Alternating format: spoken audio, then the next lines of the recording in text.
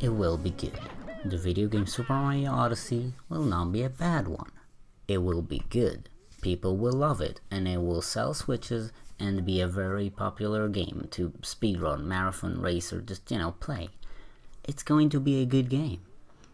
No game is perfect.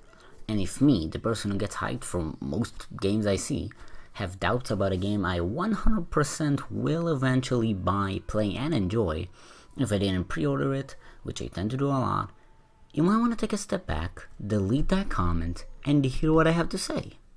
Let's look. Mario Odyssey is Nintendo's first properly, you get my point, open world game since Mario Sunshine. And in between those, there were 8 sort of simpler Mario games that were very linear in each level's flow.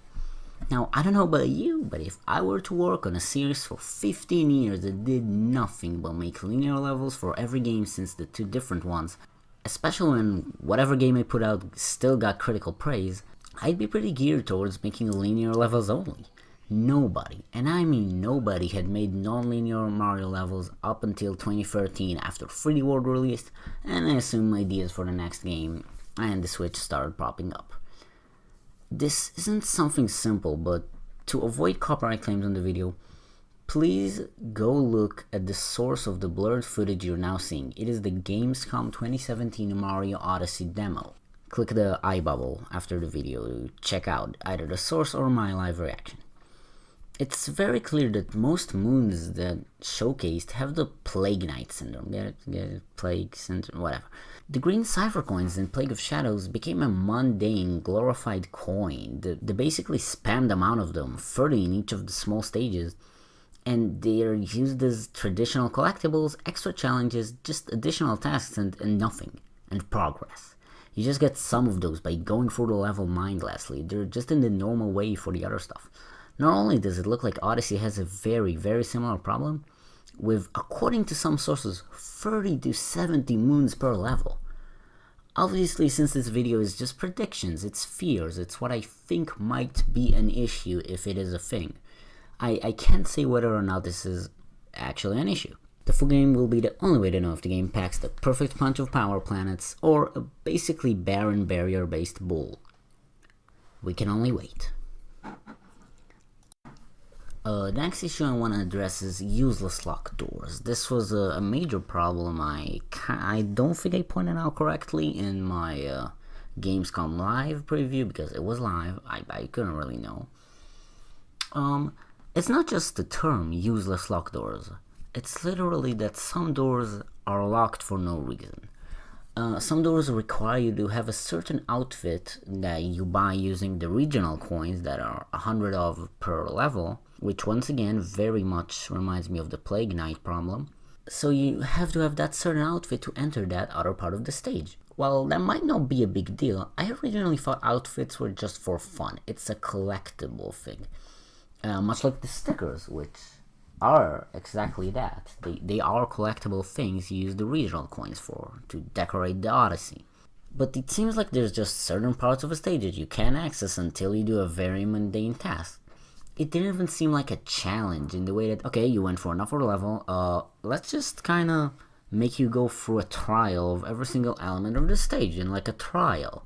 No, it just seems like a locked area. It seems very pointless, and I don't think you need to have those kinds of things in a collectathon.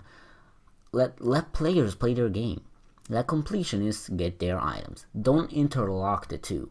I think that's a very, very problematic block. It's just a stop sign in the way a level is experienced, even if the clothing shop is just near the locked door, since why don't you just let me buy it from this door? It just feels pointless. Let's change the topic.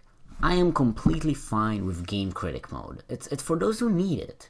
Off by default, it's not a problem. It's obvious why they have this. The compass is a piece of garbage. I don't want it. I hope you can turn it off, because look at it this way. You made every single level in the game with arrows and waypoints for assist mode, and you can turn that off anytime. You went over probably most moons in the game and made linear paths for them, and that isn't even on by default. But then on the other hand, I would be incredibly disappointed if I found out that you can't even turn this simple compass off, a very obstructive and eye-catching part of the HUD. A key element of all Mario games was losing sight of the HUD and adventuring yourself, open as well as linear. A compass as a perma-guide sounds like an awfully annoying aspect, and since Nintendo finally learned to let players change controls at some point on some games, I can only pray that this one has actual settings menu too. Which leads to my final, most important, most personal, most stop crying dipshit, just play the game point. I like the option to do like a throw arm thing in order to throw your hat. I like that. It's like an immersive action that's fully optional and doesn't feel dumb.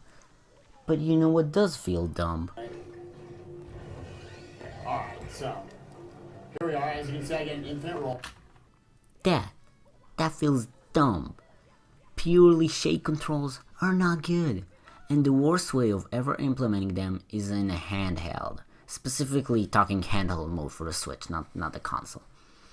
Every single E3 demo I see and many others show a little extra line under the controls overview for captured thingies that say something like shake the Joy-Cons to move faster. Now I had a slight hope that in this scenario, for example, holding Y will be the equivalent for shaking the Joy-Con, but as I saw in this speedrun, which again link in description card thing, it's an added benefit on top of holding Y. My problem with this is that it's a tiresome concept that makes the player feel bad, because once I wiggle my remote once as a speeding bull bill or a fireball or a garbage can, I don't care, and get to move faster, which, unless stupidly fast is always a generally good thing in my head as a player of a platformer, I'll feel like I'm wasting time whenever I'm not shaking the controller. I'll use this to roll around as a main movement mechanic, much like I ended up doing in Metroid Prime, but there it's a button, not shaking. Yes, in Metroid I wasn't ready for combat, but Morph Ball is just too much fun to miss out on. But in this case, it looks like rolling is much more integral to the future moves you do, such as like stopping your roll, momentum, jumping after it. Super Meat Boy had a couple of these instances in its final levels where after 400 tries you realize you just need to leave the sprint key, but you had that sprint key held for the entire game up until this point, and you need to leave it for half a second and then press it again. Speed is something that once you leave it in the player's hand, you can't force them to choose another speed. It crushes the freedom of play. This might sound like a minor thing, but just don't shake the Joy-Cons, but you don't seem to get it. I will. I'll obviously shake them once. You gotta shake them what you got, good girl, I don't know. And all Nintendo needs to do to solve this mistake is make it possible to do this with some other button. Maybe like one of the ZL, ZR, LR keys along with Y held, or not, I don't know. And remember, this is just for captured beings, which have very limited controls anyway. So it's not like they have a problem with key mapping it in those instances. Rolling as Mario is just weird. So those are my fears, my ideas for things that can very well make or break Super Mario Odyssey's launch day purchase for me with Doom, a game I already know is good that I have yet to try, just around the corner from this one. But I will try and seek out the information on Odyssey on Saturday, October 28th, where I'll scour the internet on stream with you guys in chat, trying to find stuff like settings menu overview and speedruns to try and go over all these problems. If none of them end up showing up, good, I'll buy Odyssey. It's still an option. Maybe this entire video is false. Who knows? Hopefully this video didn't derail you from your hype. I wish I was more involved with the current hype party that's surrounding this game. I don't want to bring anyone down. Just wanted to share my thoughts I had for a worryingly long time. Thanks for watching. Books out. Peace.